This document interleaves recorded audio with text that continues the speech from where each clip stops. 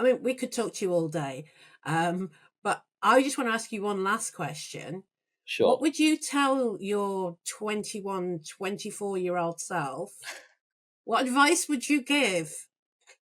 Okay, so the first thing I would give is start early, way earlier. So right from the time you landed, I guilty as charged for the first 3 4 months. I was so enamored by the beauty that the UK education system, living in the UK, and everything else around you gives, that you're totally defocused. And by the time you start focusing, it's too late. So start early.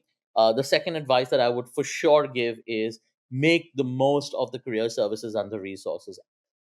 I am telling you now, after working with universities across the UK, with so many of them, I know how much blood, sweat, and tears the careers consultants like yourselves put to support students.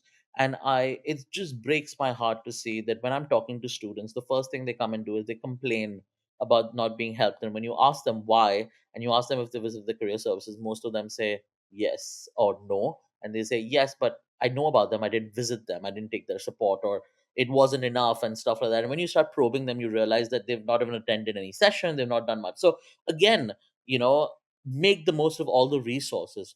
I always kind of make it a joke in my presentations to go and say, it's free. You've already paid for it, so make the most of it. Because a lot of international students, unfortunately, are being targeted by a lot of scammers around and saying that, what, pay us and we'll get you jobs and visas. You don't need to pay anyone in the UK for jobs and visas. And I know companies trying and go and saying, pay us a couple of quid a month to access jobs. You don't need to pay anyone. Your university is giving you access to all of that stuff. It's all free. All that you need to do is spend less time on Instagram and more time on LinkedIn and more time on your job search, and you should be fine.